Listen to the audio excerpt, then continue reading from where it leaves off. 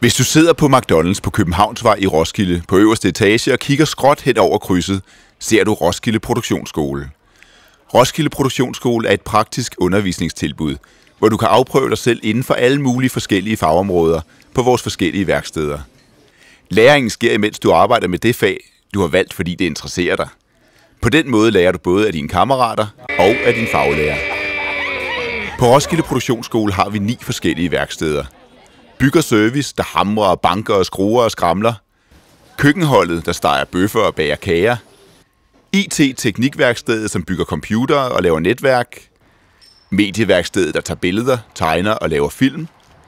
Pædagogisk værksted, der laver mad over bål og arrangementer for børn. Teater- og musiklinjen, der laver teater og musik. Anlægsgartnerne, der vander radisser og kører havetraktor. Idræts- og friluftslinjen, der hopper og løber og cykler og shipper. Og så er der endelig den maritime linje, der fiser rundt i sejlbåde nede på Roskilde Fjord. På holdene går der op til 18 elever, og der er 170 elever på hele skolen. Denne lille film fortæller dig om, hvad du kan lave på Roskilde Produktionsskole, hvem der kan blive optaget på skolen, og hvordan man bliver det. For at gå på en produktionsskole skal du være mellem 16 og 25 år, have gået 9 år i skole, og du må ikke have gennemført en ungdomsuddannelse. Hvis du vil gå på en produktionsskole, skal du først henvende dig til din lokale UU-vejleder, som henviser dig videre til skolen. Bagefter kommer du til vores informationsmøde. Det foregår altid torsdag 7:15 om morgenen. På en produktionsskole er der løbende optag. Det betyder, at du kan begynde på skolen, når du har brug for det, og slutte, når du har lært det, du skulle. På Roskilde Produktionsskole vil du møde engagerede lærere, der både lytter og hjælper, men også stiller krav om orden, hjælpsomhed og gode vaner. Inden for dit fag fremstiller du forskellige nyttige ting, som kan sælges. Det kan være alt fra visitkort til bord-bænkesæt eller en teaterforestilling. Du kan også komme i praktik hos virksomheder og på relevante ungdomsuddannelser. For at styrke hjernen, fællesskabet og din krop, arrangerer skolen både idræt, foredrag, udflugter, fællesspisning og frivillig almen undervisning i dansk, engelsk og matematik. Det er gratis at gå på Roskilde Produktionsskole, og vi udbetaler skoleydelse. Man kan være elev på en produktionsskole i op til 1 år. Lad os kigge en gang på de enkelte værksteder. På den maritime linje leves livet for fulde sejl i en duft af saltvand, høvlspåner og tjære. Lige ved siden af Vikingskibsmuseet ligger nogle traditionelle nordiske træbåde, som eleverne lærer at sejle i og er gæster på, når museet afvikler sejlture for både skolebørn og turister. Så du lærer altså om sømandskab i praksis, at kunne navigere og sætte en sikker kurs. Men du kommer også til at prøve nogle af de maritime håndværk, som for eksempel sejlsyning og rebslagning. Så på med redningsvesten, solcreme i fjeset og vind i sejlene. Hvis du kan lide at være udendørs, har vi endnu et tilbud til dig. Idræts- og friluftslinjen, der har til huse i Kamstrup, lige bag ved festivalpladsen.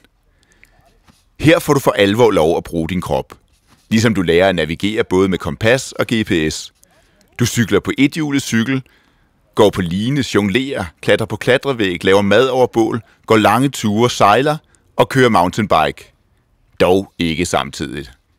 Idræts- og friluftslinjen inviterer også skoleklasser ud på gården, så eleverne kan prøve at undervise børn i det, de selv har lært. Endnu en linje farer rundt ude i det gode vejr. Anlægsgartnerne. De anlægger haver, plejer og vedligeholder grønne områder og lægger fliser og skovler sne. Projekterne foregår både på skolen, i Kamstrup og for kunder ude i byen. Byg og service er vores anden håndværkerlinje. De står for vedligeholdelsen af skolens bygninger. På den måde kommer de til at arbejde både som tømrere, snedkere, malere, blikkenslagere og viceværter. De skifter vinduer og døre, bygger gipsvægge, maler, sætter lamper op, producerer bord-bænkesæt og legeredskaber. Når man arbejder hårdt, skal man også have noget godt at spise. Det laver køkkenværkstedet, og endda til det meste af skolen. De koger, steger, braser og bager, serverer og eksperimenterer. Kodeordene er kød og kartofler, brød og kager, kål og computere og koste og klude. Men køkkenet motionerer også. De har temadage i ernæringslære, laver udflugter, og du får endda certifikat i levnedsmiddelhygiejne, hvis du er over 18 år. Når pædagoglinjen laver mad, sker det nogle gange udendørs og med rigtige børn. I samarbejde med skoletjenesten laver pædagogeleverne forskellige arrangementer for børnehaver og skoleklasser. Pandegærer på bål lavet af mel, som de selv har forarbejdet fra korn, og smør, som de selv har pisket i en pose. Men de kan også finde på at karte uld, flette pil, snitte i træ, lave dukketeater, sy kostymer, male og dekorere, synge, lege og lave artisteri. Scene Skræk hedder Roskilde Produktionsskoles teater- og musikværksted. Hvis du ikke allerede er frisk og udadvendt, når du kommer, skal du nok blive det. Du bliver kastet ud i alle discipliner, inklusiv selvdisciplin. Du skal nemlig være med til at lave teater- og musikproduktioner helt fra bunden. Fra den lille idé til den store optræden. Sang, dans, musik, mimik og retorik. Du skal være klar til at blive klappet af. Fra den ene yderlighed til den anden. Er du computerfreak? Eller vil du bare gerne vide, hvad der foregår inde i din computer? På IT- og teknikværkstedet arbejdes der med PC'er, servere og netværk. De splitter computere til atomer og samler dem igen, uden der bliver noget til overs. IT- og teknikværkstedet installerer også servere og prøver at lave mindre netværk, men reparerer og vedligeholder faktisk alle skolens computere. De laver blandt andet de computere, som medieværkstedet bruger. Medieværkstedet tegner, maler, filmer, fotograferer og billedbehandler på computer. De laver alt grafisk, fra små visitkort til gigantiske plakater, for det meste i Photoshop og Illustrator, men også med noget så højteknologisk som en blyant.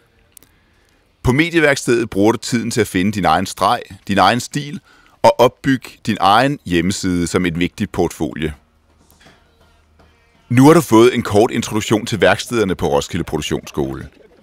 Du behøver som sagt ingen forudsætninger for at gå på skolen, andet end at ville være en del af et fagligt seriøst værksted med masser af sammenhold, venskab og personlig udvikling i et energifyldt fællesskab. Hvis du synes noget af det her lyder interessant, er du meget velkommen til at dukke op til et af vores informationsmøder, som ligger hver torsdag kl. 8:15.